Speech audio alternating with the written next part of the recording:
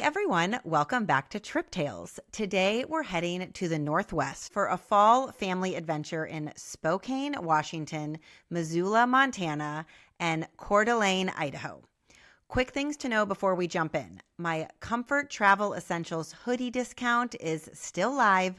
The link is in the show notes for 15% off. It's my go-to travel hoodie with zippered pockets and even a built-in eye mask, which is a game changer on planes and road trips. Okay, speaking of road trips, let's get into this trip. My guest, Matthew, planned a multi-generational trip that mixed playgrounds and water slides with mountain hikes and lake time on beautiful Coeur d'Alene. So welcome, Matthew. Thank you so much for being here.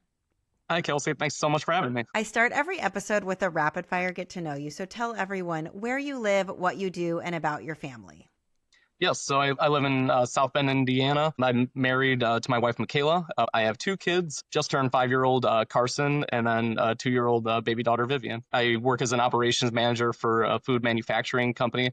And a fun fact, I remember from your Disney Alani episode, you and your guests were asking about Spam and the history. And actually, my first job out of college, I was a production supervisor at Hormel at their flagship plant in Austin, Minnesota. And I actually made Spam. So kind of fun connection there. But there's also a Spam museum in Austin, Minnesota, just off the interstate. Highly recommend. It's free. Yes, we definitely got into Spam questions on the Alani episode. When you say you made Spam, were you physically making it? So I was a supervisor for production workers in the facility. So myself and my team, we physically made the Spam, about 1 million cans a day. Okay, how do you physically make Spam? So Spam is literally shortened to spiced ham. So like that's literally what it means. But basically, you're taking all the trim off the pork, and basically, it's good quality meat. Is basically if you want a ham or a pork belly, like just for the bacon, you're gonna trim the end so there's not a bunch of fat, or there's extra lean meat, like when you're trying to curve around a ham itself. So then just all these scraps all get blended together with spices. You create an emulsion. It goes into the can, and then it gets essentially pressure cooked inside the can and has that really unique seal. And that's why it can last for 3 years. Oh my gosh, I feel like spiced ham sounds much more appetizing than Spam. I feel like that makes so much more sense to me. Did you know when you were working there about this connection to Hawaii? I had heard of it. I'd actually never eaten Spam before I started working for Hormel, but their tagline is "Don't knock it till you try it." And I like that. It's okay. The first time I had it, it was on a sandwich. And why people don't like it is if you have a slice of Spam, it's an emulsion of meat. So it basically like squishes a little bit when you eat it. So the trick is what you do is you cut it up into cubes, toss it with eggs, and like fry it up, and it makes it a lot more palatable. Okay. Well, and if the world starts ending, we can stock up on Spam and then we'll have things to eat that have long shelf lives. You are a fellow Hoosier. I'm a Hoosier. I was born and raised in Indiana, but it sounds like you've moved around. So are you from Indiana originally? So I'm from the Chicago suburbs, so St. Charles, Illinois, about straight west of Chicago. And then my wife and I met at Purdue. After graduation, she went to be an au pair in Italy for 7 months. I went to Minnesota to start my job there. I lived there for 4 years in Rochester, Minnesota. I moved to Omaha, Nebraska for 3 years to start up a new plant there. And then when we had our second kid, it was time to move back closer to family. So found a job back here, and we've been living here for a little over 2 years back in Indiana. Awesome. All right, let's get into this trip. And let's start with why you booked this trip in the first place. So one of my favorite podcasts is called Travel More. And basically the point of it is to travel more. And one of the apps they really talk about is Going. Used to be Scott's Cheap Flights, if you've heard of either of those. Yes. Okay. I saw you type about in your notes the Going app. And I was like, what is the Going app? But I've totally heard of Scott's Cheap Flights. And the only reason I never joined it back in the day is because I feel like I'm stuck to like school schedules, and sometimes the best flights are like not on desirable times. But so Scott's Cheap Flights has changed to the Going app. Yes, and honestly, I highly recommend it because even in the school schedule, I'm lucky because both my kids are still young enough so we can travel literally whenever. Change next year when Carson goes to kindergarten, but literally in the app, and it's perfect for anybody who listens to this show because you're literally just scrolling destinations. And again, it doesn't really matter where I go. I want to see all 50 states. I want to go to as many countries and places as possible. So getting back to your question, I found a random flight from Chicago O'Hare, which is about a 2 hour drive for me, which is pretty easy, to Montreal round trip for $159 a person. And I was like, family, we are going. Like I am very excited. Let's all go to Montreal. And everybody was down except my brother and sister-in-law. They live in Seattle. They were doing a cross-country trip literally the week before, and they didn't want to do back-to-back cross-country trips. So a little disappointed not taking advantage of the deal, but honestly, that's a You'll cool be part. able to get to Montreal. It's beautiful. It feels like you're in France. It's so amazing. But I still have more questions about the Going app. Okay, do you have to pay to use it? Do you have to pay a subscription fee? No. So It's free? There's three levels to it. So the first level is free. There's a bunch of free domestic trips, and there's a map of the world. So you can literally scroll any destination. You pick your home airport. So even my tiny South Bend airport, you can click on that. I also have like Indy, Detroit, Chicago, anything I could drive to easily. And then it's like, well, here are the flight deals from your home airports, and then you get notifications. The free level is all domestic. Then the premium, which I actually did for a year to book a trip to Mexico last year. I was trying to find something international, but the premium version, you can get international destinations. And then if you go elite, that's where you can find like business class flights, first class, like all around the world, like smaller airports that you wouldn't necessarily find. But definitely a ton from Chicago. But even in my small little South Bend airport, I found like a less than $200 flight to Tulum last year, like on the free version. It's And really it tells handy. airline and everything. Do you book Yep. through the app, or do you end up going over to the airline and figuring it out there? You end up going to the airline, which is extremely important too, because then you can get your points from your airline. So I can't recommend that app enough. Okay, thank you so much for all that information. I'm going to download the Going app later today. So you found flights to Montreal on the Going app, which was going to be amazing, but this was a big family trip, and part of the family was like, we're not flying cross country multiple times in a 2 to 3 week period. So then what happened next? Well, and the good news too is my heart, like nobody's heart was set on Montreal. It was just a really good deal. So then you just find the next good deal. And so obviously trying to cater to my brother and sister-in-law, kind of looking for something on the West Coast. I'd never done anything in the Mountain West areas. And then I found about $180 round trip flight to Spokane, Washington. We'd been to Washington before, but Spokane's on the opposite side from Seattle. What I most knew about Spokane is that it was literally right across the border from Coeur d'Alene, Idaho, and that was a place I'd always wanted to go. Funny enough, the first time I'd ever heard of it is because it has a true island green. I was really into golf when I was younger, and no, this is a true island green that you have to take a boat from the tee box to the green. Didn't get to do that on this trip, but that's how I heard about Coeur d'Alene, and everybody was really excited. My in-laws from Seattle were on board, so I just booked it. That is awesome. And I have to tell you, which you might have heard from previous podcasts, but my sister lives in Boise, Idaho, and she talks about Coeur d'Alene all the time and sends photos and videos and how cute it is. And it's just this like lake resort town with this gorgeous lake and a cute downtown. And so it sounds like you found the flight. So the trip was kind of centered around this Coeur d'Alene family time, but then you were kind of adding in some other stops along the way to make the trip and the drive worth it. We're actually going out to Boise, Idaho again for spring break. So I'm excited to hear more about this. So your family flew from Chicago to Spokane, and it was a little bit of a crazy travel day. Was there like a parking issue at O'Hare and a plane issue maybe? Yes, it was a relatively early morning flight, but I didn't want to drive 2 hours to Chicago, then take a 4 hour flight, then drive again to Spokane. I stayed the night at my parents' house, drove to O'Hare early. I'm one of those, I need to get to the airport minimum 2 hours, like walking in the door early. I drop my wife and the kids off the door. We drop the car seats off, all the bags. She stays there. So I asked my wife to find parking option. Like, so she found this one off site. It looked like a pretty good deal. But after I dropped her off and go there, they were like, do you have a reservation? I was like, no. And they were like, okay, that's going to be $45 a day or whatever it was. And I was like, oh my gosh, I am not paying for that when the economy lot's like $15 a day. So I back out of there, they have 3 economy lots at O'Hare. Every single one was full. And I'm like, oh my gosh. In October? Like, this is, yes, like all 3 economy lights full. This is before all the crazy travel stuff going on right now.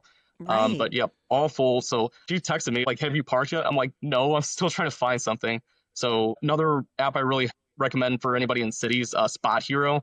I just like pause, take a deep breath, and just, okay, Spot Hero, I need to pay for a spot, know that I'm going to get it. And it took me to a place called Blue Sky Chicago. It was like 20 to 25 bucks a day, so like a little more than I wanted to spend, more than the economy lots would have been. But like at that point, I was like, I need to park and get on a shuttle and make it to the airport so that I do not miss this flight. Yes, I feel for you. We've had so many travel days like that. Now it's a little bit easier with our kids being older, but when they were younger, we would totally do the same thing. My husband would drop us all at the airport and then go find parking. My family did this growing up, and back in the day, like my mom could check our bags, get our tickets, walk to the gate. Like we would kind of get situated, but now it's like a little stressful because you can't, like you still have to wait for you to like get checked in. Sometimes you have to wait for like the other person to check a bag if you're like on Southwest or whatever, because you know they get the free bag. I'm always just like, I feel like it's hard for both people. It's hard for the person going to try to find parking, and it's hard for the person that's like, everybody stay here with all these bags and we'll try to get some stuff done, but you can't go through security yet or anything like that. So it's just like kind of chaotic trying to travel with little kids and car seats. Did you guys have the like backpack things that you were carrying car seats in? Nope. So the good news is car seats check for free. So that's huge. So we do carry on only for everything else. And then just check the car seats. So going through the airport with the car seats is horrible. And God bless my wife. Like she literally pushing the stroller. We put everything under the stroller possible. She has like two of the rolling bags, and then like I got both these. Like they have to be like 35-pound car seats. So I cannot wait till we're done with the car seat phase. Yeah, it's so nice when you're done. Wait, do car seats fly free on every like domestic airline? Everyone that we've tried, and we've tried a bunch. Okay, awesome. I didn't know that. Okay. So once you finally get parked through security to your gate and you make your flight, how did the flight go with the two kiddos all the way out to Washington? So in the security line, we find out that the flight was delayed, and honestly, it might have been the first time in my life we were kind of like, yes, like we actually have a little bit more time now. It was like delayed 30 minutes, so not a big deal. Literally just enough for us to like have some breathing room, so we're not like sprinting through O'Hare Home Alone style. We make it to the gate. Everything was fine, and then we get on the plane, no big deal. And then as soon as we get on the plane, they're like, hey, like just so you know, we're gonna be delayed another half hour or whatever. We're waiting on your pilot coming from another plane, and we're like, Oh, okay, that's the worst. What airline was this? This was United. Another reason we chose United is kids 2 and under get family boarding on United. So Southwest is 6 and under, but United is 2 and under, and I don't think any of the other airlines, at least that I know of, offer that. So we get to go on right after first class. And with the stroller and like the 2 kids, like we need all the extra time possible, so we're not like either dead last in the plane, we don't get our bags on, or like hey, like we genuinely need a little more time. Yeah, totally. I know there should be family boarding up until like even I say even like 8. My Southwest is 6 and under, and my daughter was 7. My youngest was 7, just turned 8, and we're still kind of like, hey, go out in front. Like we like kind of push her out in front. I'm like shrink down a little bit so that we can board. Which Southwest it really mattered because you had to like get seats together, and I feel like that's. You might as well let all these people, what, do you want to switch later and sit next to like some random 8-year-old? I don't think so. They should let the families like board and sit together. But anyways, Absolutely. So you guys boarded, you got on your plane, and how was the flight?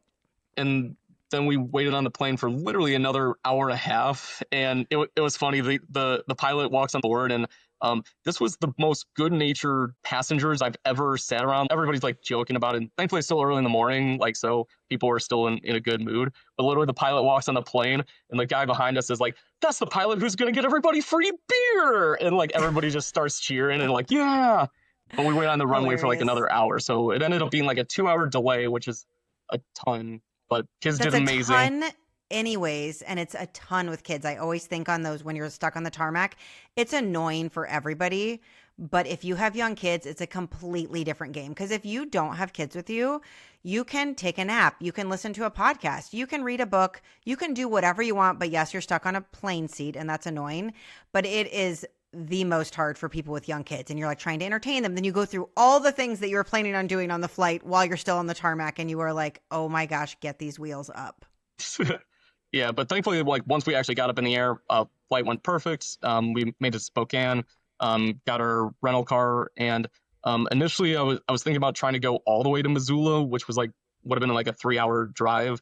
And I actually started to look up some stuff about Spokane, and the only thing I had known about is that's where Gonzaga University is. So I wanted to check that out, but there was a lot of cool stuff there. So I was like, hey, I'm not going to do a 4 hour flight and then a 3 hour drive. Like, let's actually just stay the night in Spokane and then do the trip out to Missoula. And I'm so glad I did, because from the airport to downtown Spokane, where we stayed, was literally only 12-minute drive. So super, super easy.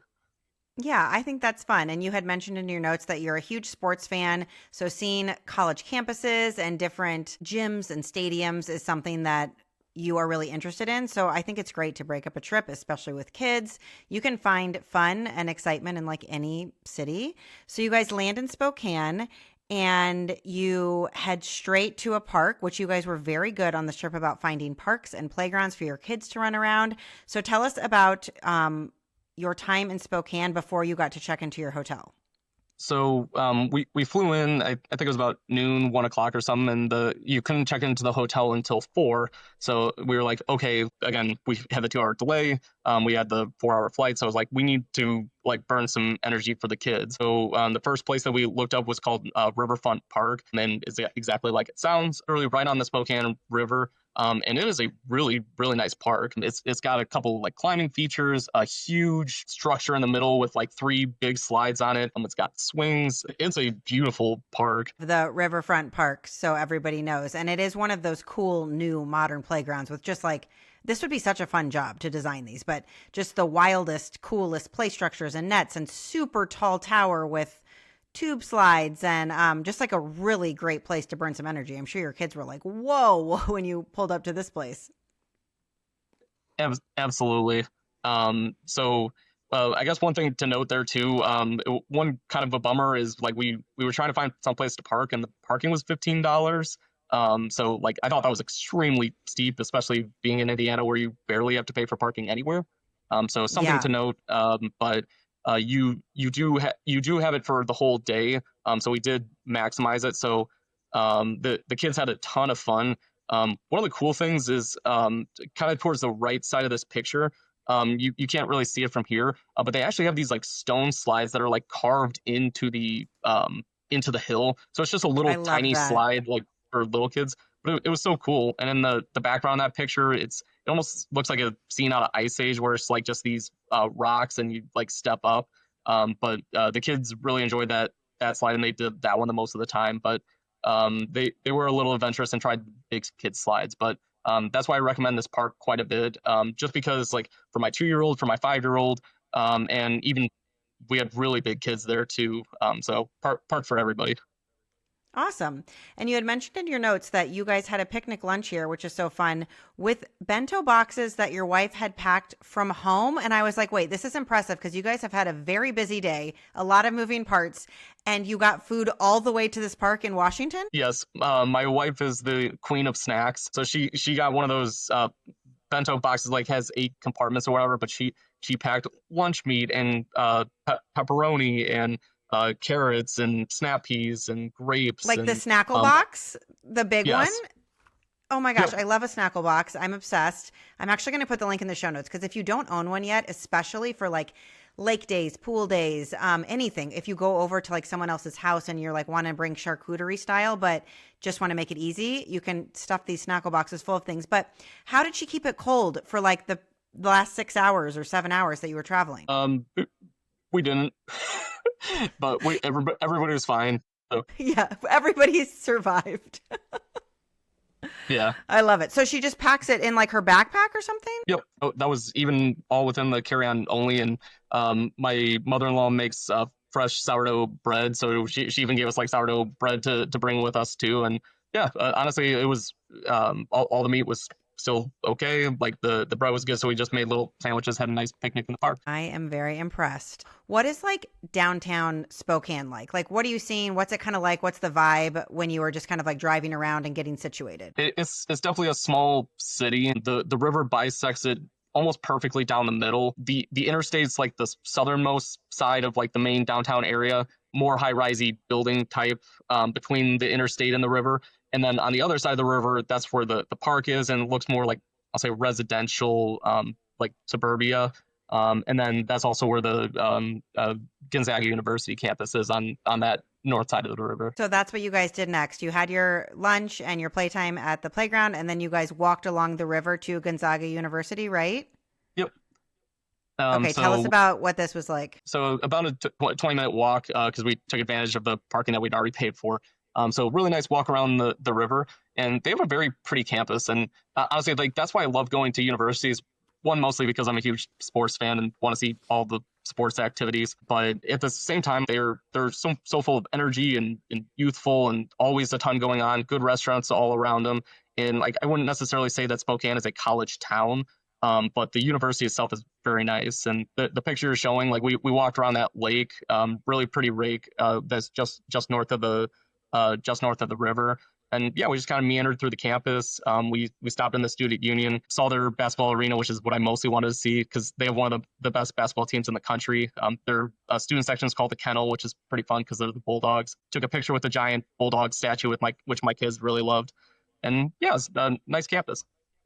That's so fun. I love college towns and college campuses as well. They seriously have like just a different energy and all the cool like coffee shops and all the kids walking around. It's so fun. So once you kind of spent some time in Spokane, it was probably time to finally head to your hotel for the night. So where did you stay? So we stayed at the La Quinta and Suites, Spokane. I chose this hotel because number one, it's a Wyndham hotel, which can be hit or miss. But my wife has the Citi Premier card. I think it's the Citi Strata Premier now, not the super fancy one, but like the mid tier, like $90 card. But she had a bunch of points, and unfortunately, we booked this maybe like a week before they announced that American was now a transfer partner of Citi. But it still worked out pretty good.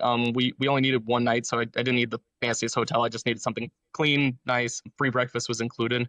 So we ended up transferring 12,000 Citi points to Wyndham and stayed there for free. So that was nice. Perfect. I am considering a Citi card. I so far have only gone on the Chase, Southwest, and Amex.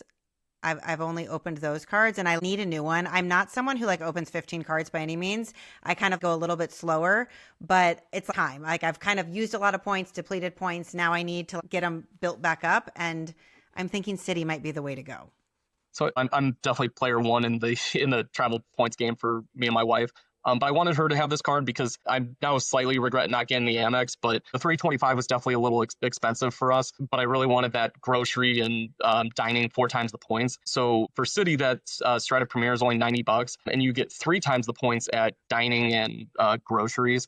So she uses it mostly from the grocery standpoint. So it's not quite the 4X, but you get the 3X. And now, especially with American Airlines being the transfer partner, like it's a game changer for that card. So we've been really happy with that one. Yeah, I have the Amex Gold, and it is such a hefty price tag, but I like rack up so many points because literally all I do, I feel like, is grocery shop. And then when we do dine out, or when we do like a DoorDash thing or an Instacart, which is all so expensive and overpriced, but just like knowing you're getting those 4 times points back help. And then something that's really helped me swallow the yearly price tag is you get two $50 Resi credits. And so if my husband and I are going to go out to eat, it's like January through June and then June through December.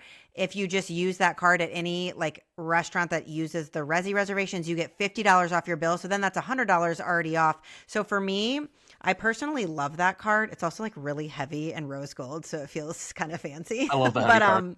I know. I love a heavy card too. I know you said it's just a Wyndham. I like a La Quinta. I like those hotels that have space for families and that aren't just like a small fancy hotel room, but you can like kind of spread out in.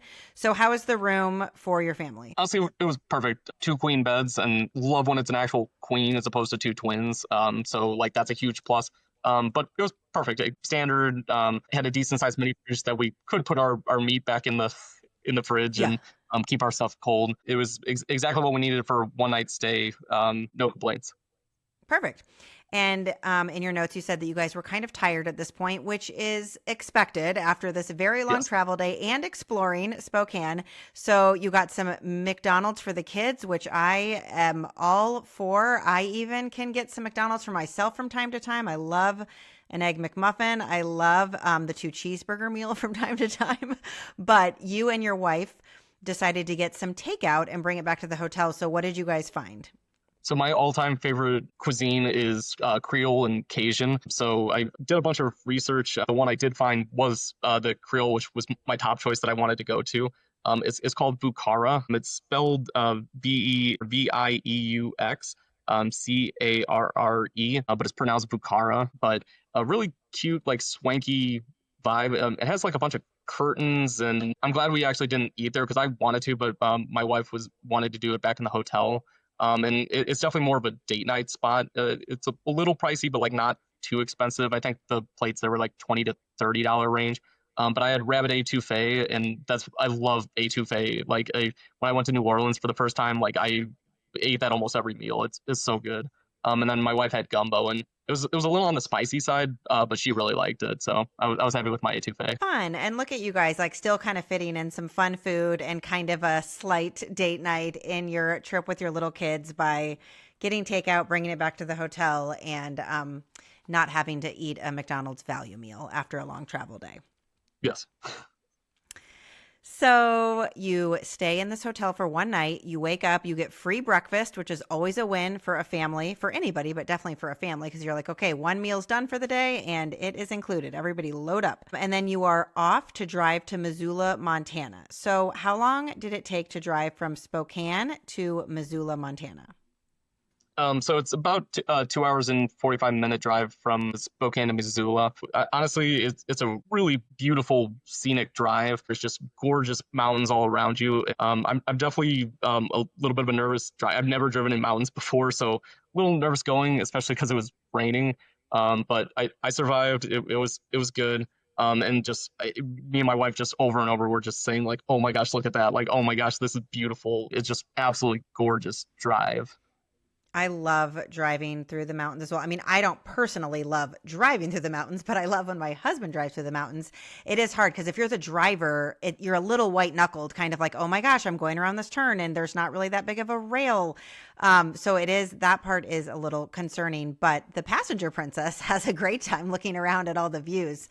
I still remember the first time when I was in, I think it was high school, and we went out to Denver, Colorado, and went skiing for the first time. And I had like a moment driving through the mountains, like, whoa, that we are not in Indiana anymore. So I'm glad that you guys had that moment and your kids were able, hope maybe they were sleeping, but they're still young, but seeing the mountains, I think is just like amazing for anybody, and bravo on driving. So you did make a stop in Montana at a travel center because you kept seeing signs that there was the best milkshake ever at this travel center. Yes, once you get into Montana, there's these signs for best milkshake ever. And apparently we found out that Huckleberry is a very big thing in this area. And when we asked about it, I was like, why is Huckleberry so big? And apparently, like, it's very hard to cultivate, so you can't actually like farm huckleberries. So all the huckleberries that you see in like in the stores and the gift shops or stuff are all hand picked, and that's why it's like more on the expensive side. And we found out Interesting. it seems like a cross between like a blueberry and like a blackberry maybe. But it is very good. So we ended up seeing all these signs, and we had no rush because we weren't gonna be able to check in until 4. We just got an early jump because of the rain. So we stopped there. And the milkshake, it's pretty good. Like we like milkshakes. But it definitely wasn't the best milkshake ever. But Yeah. I love marketing, and they got me with the marketing on that one. Yeah, you're like, bravo. I'll pay your expensive Huckleberry milkshake price because of your fantastic marketing. And like you said, you weren't in a hurry, so it gave you something to do. So then you head to Costco before you are going to your hotel. Yeah, so we finished up the restaurant stop. It's about between an hour, hour 15 to get to the Costco because we were going to load up on food and do another picnic lunch before we could get into our hotel. So we stop at Costco to start to get food. And I'm literally getting Carson out of the car, and we're like, where is his shoe? Because I pull out one shoe first, and I'm like, where is his shoe? And we like literally like tear up the car, and like, oh my gosh. So we found out that he kicked off his shoes. I was getting Vivian into the car at the rest stop. Michaela was getting Carson in, and he kicked off his shoes. Michaela picked up one of them, but the second shoe had to have been left back at the rest stop. And we are so like, oh my gosh, like this is the first start to the vacation. It's like, oh my gosh. So he ended up doing the Costco run shoeless. And then we're like, okay, we need to get him Oh, because I did call the travel stop like just to check. And I was like, hey, like we literally just left there. It's like an hour away, so I didn't want to go back. But hey, can you check for a little boy's shoe? And I told her exactly where we parked and stuff. And she was like, no, we don't have it. I was like, oh darn. I was like, okay, like he's starting to size up anyway. So we did a emergency Target run, got him a pair of shoes, and it was fine after that. But that was one of those parenting moments where you're like, oh my gosh, you do not take off your shoes in the car. Yeah, I feel like every parent feels you. We have shown up so many, but luckily not on a trip, but we have shown up so many places and one child like doesn't have shoes. And you're like, what is happening? Like everybody put your shoes on before you get in the car and keep them on. Why do they take them off in the car constantly? So I feel you on that. But luckily you were able to grab a fresh pair of shoes. You're like, okay, we are on vacation, but so far we are hitting up Costco and Target and all the things we do at home. Okay, so where do you stay in Missoula? Funny enough, this was one of the very first things that I booked, because as soon as I saw the map, I knew I wanted to stay in Montana, and like I wanted to do something like a little more on the fun side, because we were going to be there for a couple days, and knew we wanted to do some outdoorsy stuff, but like reasonable accommodation, but something that like had something a little extra. And we had done a trip to Tulum the year before, and Carson, he's a little bit nervous, similar to me. Like I don't like roller coasters and stuff like that. That's not me. But he really enjoyed this like little water slide park, that a little kiddie one. But he really liked that at the hotel we stayed at in Mexico. So and he just kept saying like, hey, when we go on vacation, like I want to find a water slide. So I literally just researched like water slides Missoula, and I ended up finding this Fairfield Suites by the Missoula airport. And the first thing I did before I booked it was, number one, check to make sure that the slide was functional, because there was nothing worse than like, hey, I went to this great hotel with a slide and oh, slide's broken, can't use it. And I checked age and height limit, because I knew Vivian would want to go on it too, and they said no age limit, no height limit, and I was like, perfect. So what I ended up doing was I got the Marriott Bonvoy Boundless card, same thing, $90 card, but with that you have three free nights, and it's a little bit of a got you, and I think that's why a lot of the points and miles people don't like Marriott, because those 3 free nights they have to be under 60,000 points. But I checked before I got the card and before I booked, and after I figured out that the slide is functional and he could use it, the 3 nights came to like 47,000 points total. And what my logic was is, cash price that would have been a little over $600, I think like $625. So I'm like, okay, I'm gonna get this credit card for $95, because again, it's not travel. But I'm basically paying $95 to save over 600 and to stay in this hotel. So it worked out perfectly. Perfect. So it's the Marriott Boundless card, or was it the offer? Was it the card or the offer, or both? It was the offer for the card that came with the 3 free nights. And so when you said the little catch with the three free nights with this Marriott card is that it has to be under 60,000 points. Is that 60,000 points a night or 60,000 points total? I believe it was 60,000 points total, but That's at a kind lot of of their annoying properties, because that Marriott doesn't go very points are far. like, no, Yes, it doesn't go very far with, especially Marriott. With Hyatt, you could kind of do it, but even still, I feel like I was just looking at some Hyatts in downtown Nashville for my husband and I for something. And some of the best ones were 20 to 25. And so I don't know. I mean, you could still, get it with 20K a night, but I just feel like with Marriott, the way they do points, 3 nights under 60,000 is kind of tricky. So you did the best you could, and you made it work. But just, yeah, people note that you've got to make sure that it's not one of their definitely check. Do pricier not plan on properties. staying at the Four Seasons, and it's like that will not get you a single night at the Four Seasons. Right. Okay, but I love this water slide move because we were in water slide mode for so many years. We're just exiting it, but my kids still love a water slide. And I just think that's so great that you went ahead. I've done that same search in so many cities. Or on ChatGPT, what hotels in this city have water slides? So I just love that you did that you found that for your kids. And then you knew at this stop, before you headed to family time in Coeur d'Alene, your kids were going to get plenty of indoor water slide time in Montana. I just think that's fabulous. Absolutely. So you check in, and I think you guys head straight to the water slides. Yep. Yeah, they saw the water. Like literally, I'm checking in, and basically, right past the check-in desk is like the breakfast area, and they're smart about this. They literally there's a window from the breakfast area that looks directly into the water slides. So they like because and I did it as a surprise to Carson, so he didn't know that there was gonna be water slides there. So Oh, both him so and Vivian like fun. sprint over the windows and like, can we go on the water slides? Okay, so we literally go up to the room, check in, and then go back down to the pool, and we literally get in the pool, and like Vivian's chomping at the bit to like go up there, and Carson is again a little bit of a nervous Nelly. He's like, I don't want to do the water slides, and my wife and I are both like just begging him like, You're come on, like, we this is all for you, buddy. yeah, Please like go this is down the the whole water reason I booked slide. this trip. Like I wanted you to enjoy this because you loved it so much in Mexico. I was like, please, if you go on it one time, you will like it. So we tried all the priming and the coaxing, and it took a long time to wear him down. But he finally went on my lap. Like so the game changer is because he doesn't like the feeling of like falling into the water and like getting like his face and stuff wet. So like literally at the bottom of the slide, I literally like hold him up Simba style and make And sure you his go head crashing doesn't go into the water underwater. while you're holding him up. Yeah, my butt was sore after after that. But he and then it's literally as soon as the first time he like literally was just both of them like just can we go again and again and again, and I had to do the Simba thing every Perfect. single time, and I was getting sore. Yeah, you got a workout in that day. That's great. Oh my gosh, so fun. I love it. I feel like at hotels like this, the little water slide and pool area can be nice or it can be a little worn and run down. How did you feel like the slides in the pool area was? I thought it was pretty nice. Definitely clean. A little bit on the older side, but like not like a like run down way. Perfect. So it's definitely not the. It's really not a place to go swimming. It is a very small pool. So they have one kids like splash pad type area in the back with a tiny like frog's mouth water slide. They do have a hot tub which was nice. But it was almost like so cold outside that like, and the pool was so cold that like I didn't want to go from the hot tub back into the pool.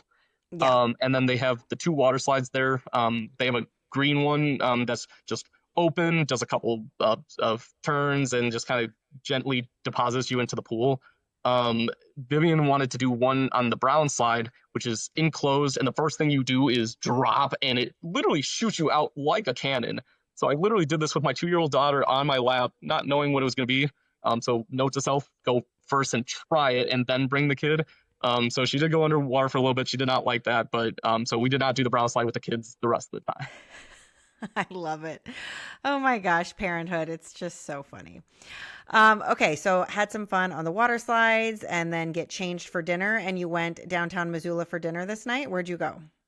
Yeah, so we went to a restaurant called the Old Post.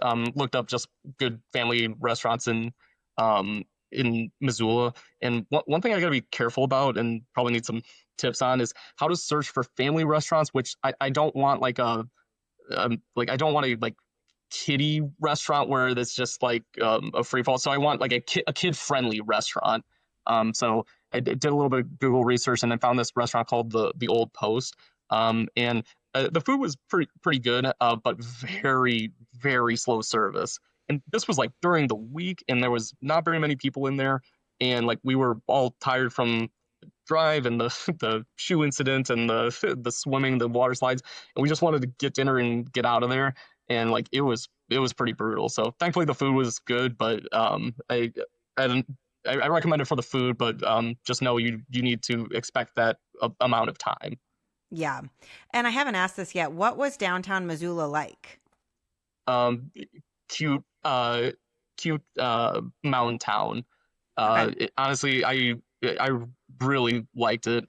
So it's really small. It's only like 3 or 4 blocks by maybe like 9 blocks. So it's not very big, and it's actually very similar to Spokane, but a lot smaller. So you have the like the smaller downtown on one side of the river, like of the Clark Fork River, and then on the other side, kind of squished in by the river and the mountain is the University of Montana campus. Okay. So just really nice, like charming, like no high rises, like no buildings above 3 stories, but pretty mountain town. Yeah, cool. I like that about Montana. I still need to get out there. We're thinking about trying to do that sometime soon. But I just like those like chill, smaller mountain towns out in Montana. Okay, so you spend the night at the hotel, get another free breakfast in the morning, bravo, and then you head out for a hike. So what hike did you do and how did you find out about this? I think it's the number one thing to do in Missoula, but it's called the M Hike Trail. So it's This is like literally the it's letter M, like the letter M. LMNOP, M hike. Okay. Yeah, M for Montana. And it starts literally at the university. So it's the base of the mountain at the university. It's not a very long hike, but it's extremely steep. So it's only 3/4 of a mile. But you gain like 670 feet of elevation. There's like 13 switchbacks, and it says like easy to moderate hike on the All Trails app. But you were getting a workout in, and Was your 2-year-old doing this?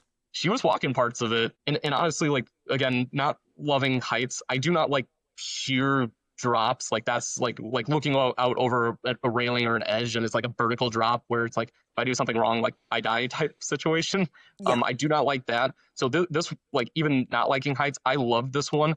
Because even though it was steep, it was still like in this mountain. It was more like rounded, so it didn't feel like you were ever going to fall over the edge, which was great for kids because you like even not holding your hand, you're not worried that they'll fall over the edge.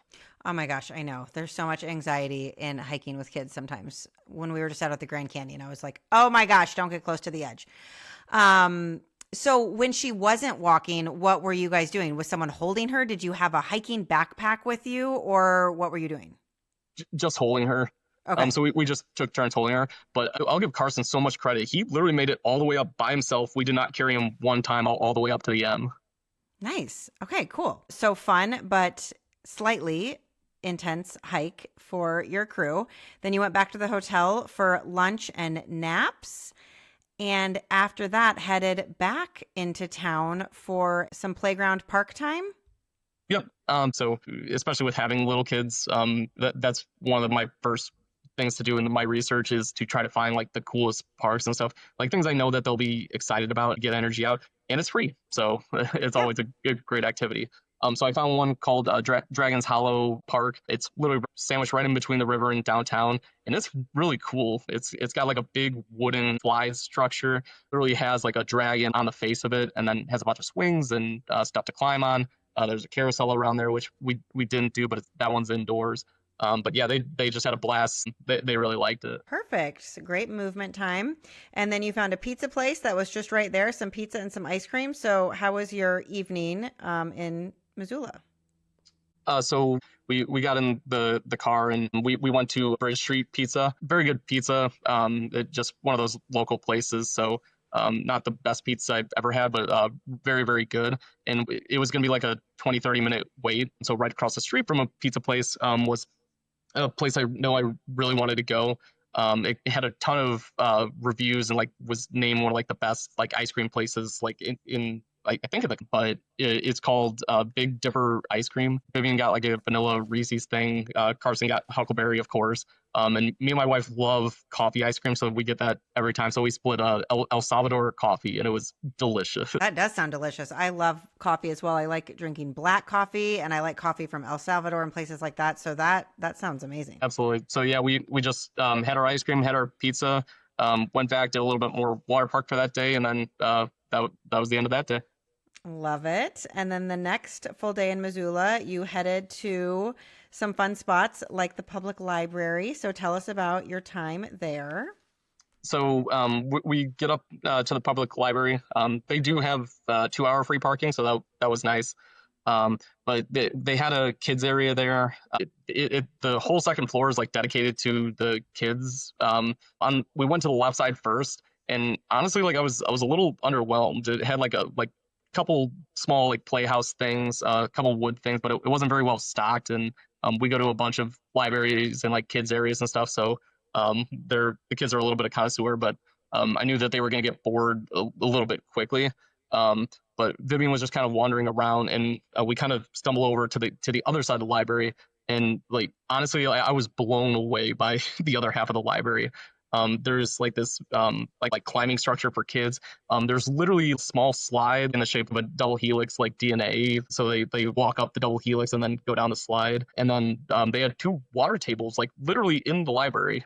Wow.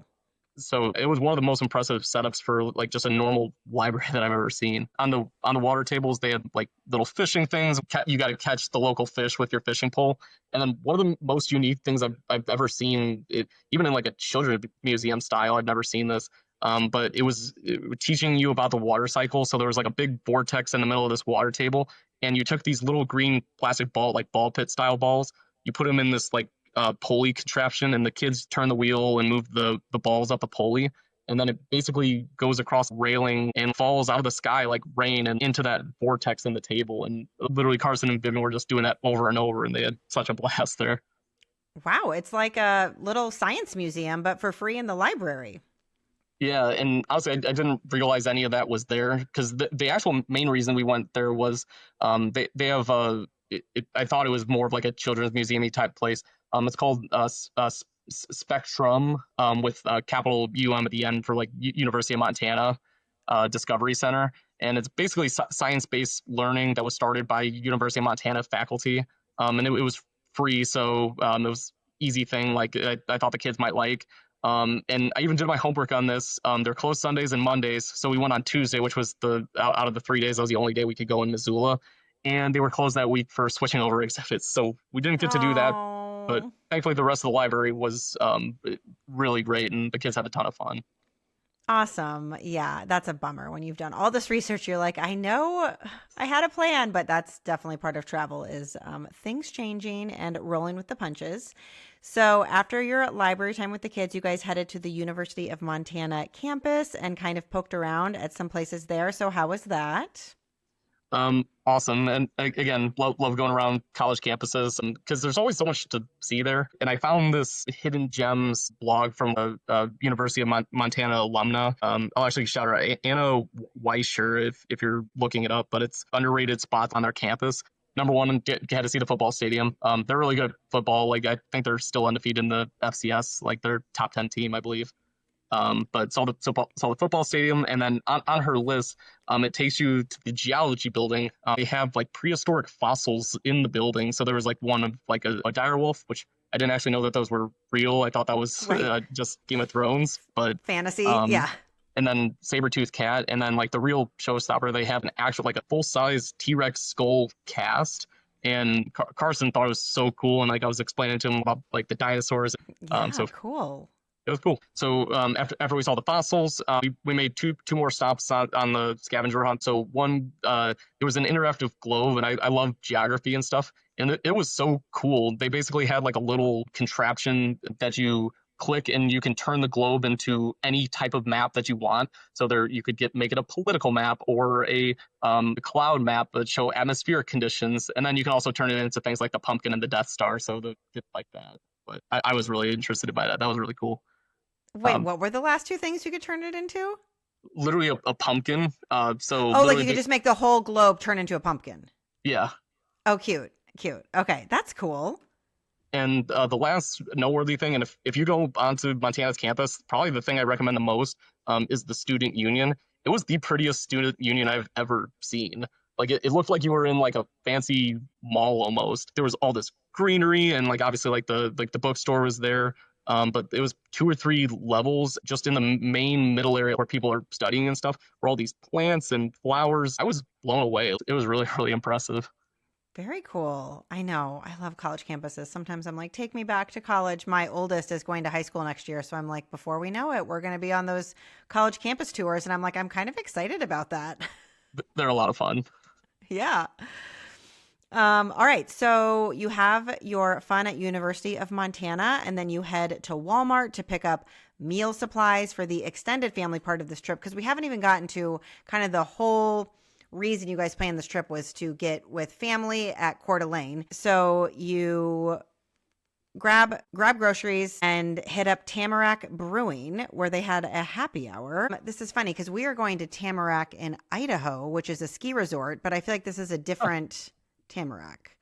I'm gonna. Yeah, I think it's just this one's in Montana. Yeah. Okay. yeah, Cool. just the name of the brewery.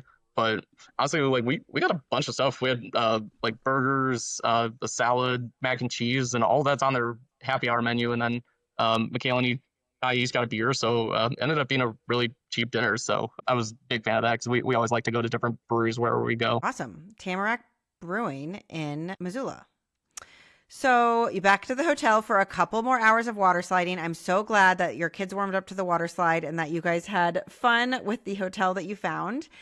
You said that it was definitely the highlight of the trip for both the kids, which is awesome. And then you wake up and it is finally time to drive to Coeur d'Alene. So you start your day with another free breakfast, jackpot. And then you had a little bit of logistical gymnastics because you had to drive to your Airbnb, but then you had family coming in town. So how was this first day trying to get to Coeur d'Alene? Stressful because there was a lot of moving pieces on this, and again, we could have made it easier on ourselves and do the 3 cars, but try to save money. So part of it was going between the time zone was something that I think about because Missoula's in Mountain Time and Coeur d'Alene's in Pacific Time. My in-laws were getting in at noon, and I couldn't get into the B&B until 4. And I called them to see if I could get early check-in. And they were like, no, we have a guest that's staying literally tonight and they can check out up until 11. But they did offer me to keep the bags there. And that was exactly what I needed because I physically could not fit all 7 people and 7 people's worth of baggage in that car. So were they flying in, all the other people? Yes, into Spokane. Oh, back to Spokane.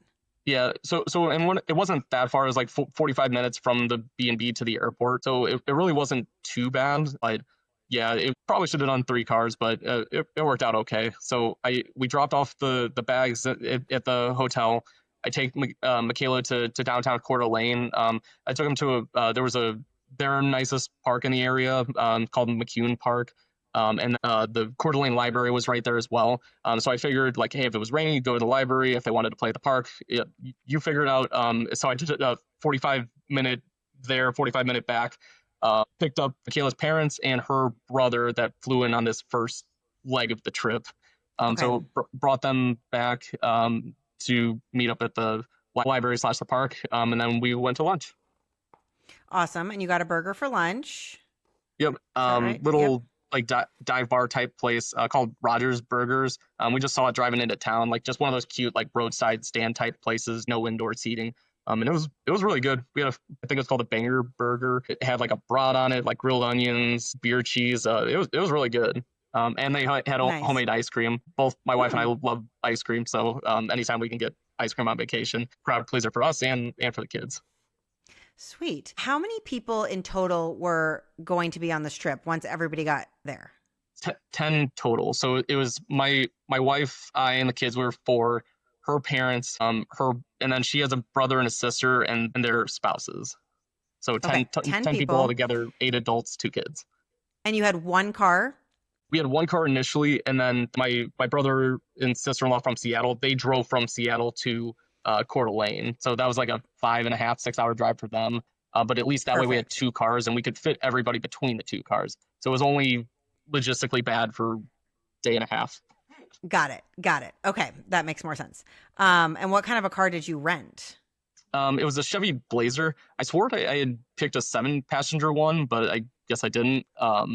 Shout out to that car, though. That was really, really nice car, but it only fit like 5 plus luggage. So you dropped Michaela and the kids off in Coeur d'Alene, or actually you dropped your luggage at the Airbnb. It wasn't ready yet, but they let you store your luggage there. They go to Coeur d'Alene for a little bit. You go back to Spokane to pick up the in-laws, and then you come back. You guys have lunch, and now you can finally go off to your Airbnb. So tell us about how you picked this Airbnb, how you found it. It was technically in Harrison, Idaho, but you are at Lake Coeur d'Alene. Yeah, and actually, I forgot one of the key parts of the coming back. We had to kill a little bit of time because we couldn't get into the Airbnb till 11. So we ended up stopping at that same St. Regis place because I was like, you know what, I need to check. I need to look for this shoe. And you went back to the same St. Regis travel center that they had stopped at originally on their way in, and they realized they had lost the shoe at. You went back to that same travel center. Yep, we didn't have to go out of the way for it. But I was like, you know what? Like they said they would call me if they found it, but they never called me. So I was like, you know what? Like we'll just check. I'll park in the exact same spot and we'll look around. We'll ask the gift shop, and if not, we already bought the other shoes. But literally, as I pull in, I'd like see something small on the curb. I was like, that can't be the shoe. That can't be the shoe. And it was literally Carson's shoe. 3 days later, like like made it through the rain. Like and it was actually dry. Like it was not gross. I think somebody saw like it was a little boy's shoe and they put it on the curb and I was literally so excited. I literally had Michaela take a picture of me with the shoe. And I cannot believe we found that. That is too funny. Days later in the same spot on the curb. Like, what are the chances? That is hilarious. Yeah, so he now owns a new pair of shoes, but he can still wear his old ones that we initially came with. That is too funny. I love that story. Okay, so let's move on to the Airbnb now and how you found it, why you booked it, and kind of just like what Lake Coeur d'Alene is like showing up there and getting situated. So it obviously needed to fit 10 people. That was a big one. And I was really torn on, do I have a B&B in town that wasn't on the lake, but we could walk to everything? Or like, because the place I picked ended up being like a 22-minute drive. So I was a little hesitant on that. And it was further like away from the airport too. But it's like, if you're coming to the lake, you got to be on the lake. And one of the things I found like at this B&B was it also came with a lot of like the water toys. So it had like 5 kayaks and paddle boards. And if you're in there in the summer, they had like tubes, like for like if you had a boat or something. But it was perfect size, gorgeous view of the lake, and had all the fun stuff and fairly reasonably priced. I think all of us combined, I think it was like $2,000 total for the 4 nights. So for each family for 4 nights total was only $500, which was a great deal for all of that combined. Yeah, I'm sharing a photo of Lake Coeur d'Alene right now. And I think what's so unique about it is it's a beautiful lake, but there's tons of like evergreen trees and greenery everywhere because you're up in the mountains. And it's just like a very picturesque lake. So, were there a lot of VRBOs and Airbnbs when you were looking, like a lot to choose from? Surprisingly, not a ton. I was actually a little surprised by that, and even more surprised when I got there and like there really wasn't a ton of people like around the lake. And I know it's obviously a big seasonal destination. We weren't there definitely in peak season, but there really wasn't a ton of people around, which was nice because we basically had the lake to ourselves. Oh my gosh, amazing. I'm going to share the view from your Airbnb, which this just makes me feel like I immediately relax when I see this. And I feel like you'd like get here and take a deep breath and be like, oh my gosh, look at where we're staying. Yeah, and one of my favorite things is to have a coffee and like just sit and look at a pretty view. And so this was me drinking my coffee. This is what I was looking at when I was drinking my coffee in the mornings.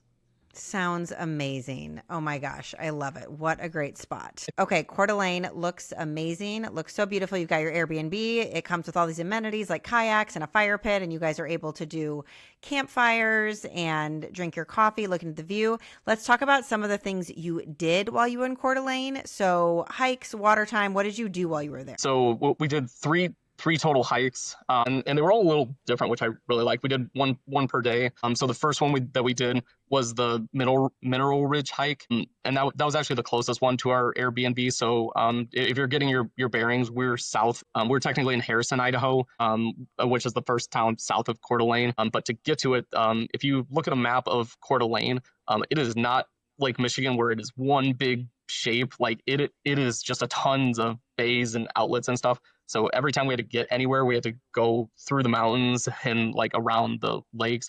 But this one was the closest one to us, and it was a loop hike. So the picture Kelsey's showing right now, I literally labeled it "painting view favorite picture." And this hike is it's a 3.3 mile loop, moderate difficulty. It says between 1.5 to 2 hours. We definitely took the longer end of that because the kids wanted to walk for the most part, and it was easy enough to do with the kids. And the picture that Kelsey's showing right now is the picture from the end of the ridge looking back towards Coeur d'Alene. And I literally look over my wife and like, this is out of a painting. Like this was so gorgeous with the mountains all around and the lake. And there's barely any houses. You're just surrounded by nature. It's just absolutely stunning view. So cool. You should get that picture like painted by, I feel like there's so many companies now that make it look like it was painted, like not if you got it professionally painted, that would be very expensive. But I feel like you can send it away or send the picture, and like some company will make it look like a watercolor painting, and you guys could frame it in your house. Actually, that's a really good idea. I like that. You should do that for Christmas for your wife. Okay, what other hikes did you do? So good hiking tip, bring other people that can help carry the kids. Because all Yes. three of these are not stroller hikes. They're not very hard, so they can walk them, and you're not white knuckling their hands the whole time on any of these. But definitely nice to have extra help carrying. So the second one that we did was called the Old Wagon Trail. This one's actually in Post Falls. Very difficult to find because if you look up Old Wagon Trail like just on Google, I couldn't find it.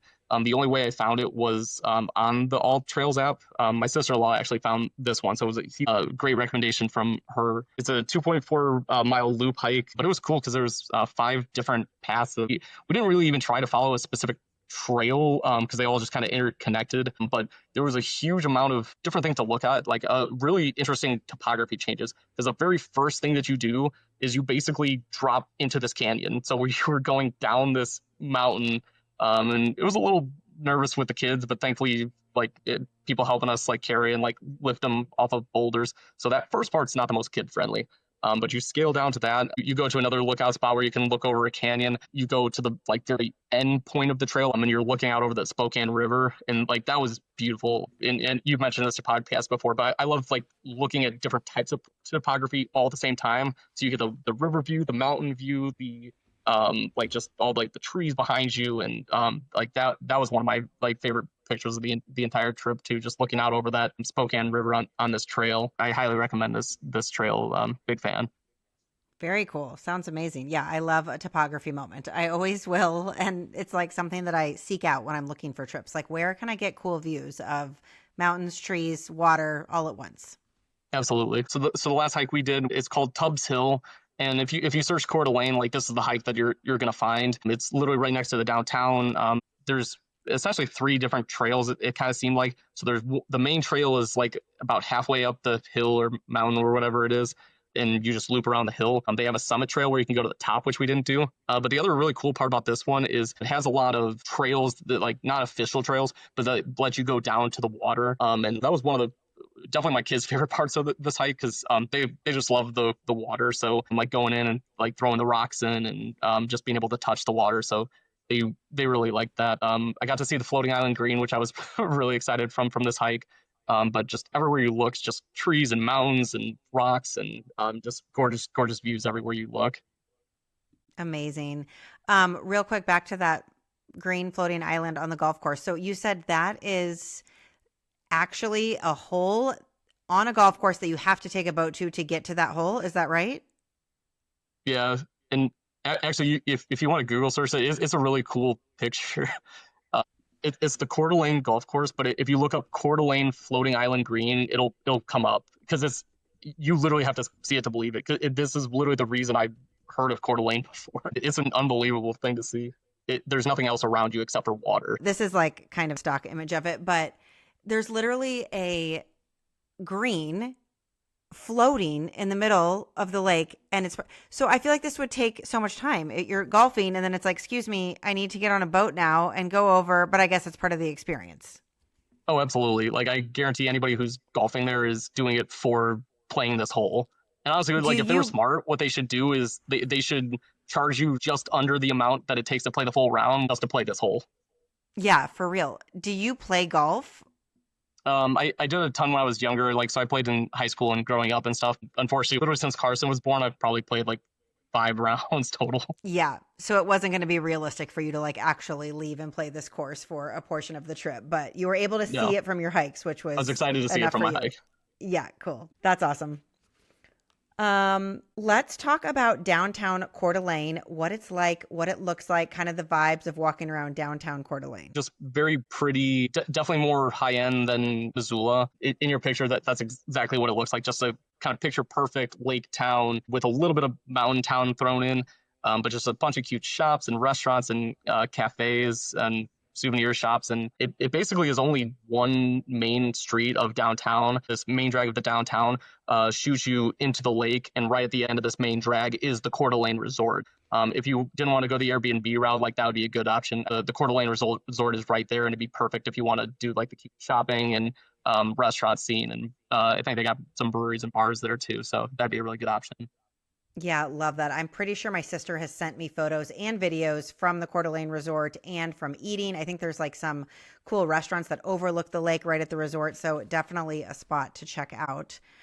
Aside from the hiking, you guys had some fun at the Airbnb as well. One thing I love that you guys did, which we've done on family trips as well, is you divided up all the cooking between the different couples. So everybody would have an assigned meal, whether it was like breakfast or dinner, and you guys took turns making like taco bowls and chili night, which I think is really smart for big families. Then you just kind of know like who's in charge, who's cooking. It's not like one person or couple is managing all the meals for everybody because that's kind of a lot to do on vacation. So I love that you guys did that. And then you also had some fun water toys to play with back at the Airbnb. So you guys went kayaking one afternoon, right? We actually did it too because it was one of those where it's like if we're gonna be on the lake, like we got to be on the lake, and like we were a little worried that it was gonna be cold. I was literally just in like an athletic-y long shirt and my waterproof pants, and like I was perfect. And if you're going to be at those cool like destinations, you got to get yourself on the water and just looking around with the mountains in the background and all the pretty houses and just breathtaking scenery everywhere you look. And I was really glad we got to do that. And the second day was a little cold getting out onto the kayaks, but you had to take advantage of it, and it was still fun. Yeah, kayaking is one of my favorite ways to be on the water because you feel like you're just kind of one with nature. You're right there, but you get all the views. It's quiet. It's not quite as like intense and chaotic as like boat days can be with big families. So I love kayaking. You also had lots of campfires and game nights, which is one of my favorite things to do in like a mountainy lake Airbnb, is just kind of chill and have that game time. Love that you guys had all of that. Did you eat? I should have asked this when we were talking about downtown Coeur d'Alene, but did you eat anywhere out that you enjoyed in Coeur d'Alene? So we did the Rogers Burger the one night, and then the other night, probably my favorite meal at Lane is called the Fisherman's Market and Grill, and it's a little ways away from the downtown, like as in like 10 minutes, so not very far. And they actually have a fish market there where you can buy fresh fish, and like we could have bought some and grilled it, which would have been pretty cool. My father-in-law did buy some smoked fish to bring home for everybody, but I got a grilled salmon sandwich, and that was delicious. So I love grilled salmon. My wife got swordfish, and but they have like every kind of fish you can want almost.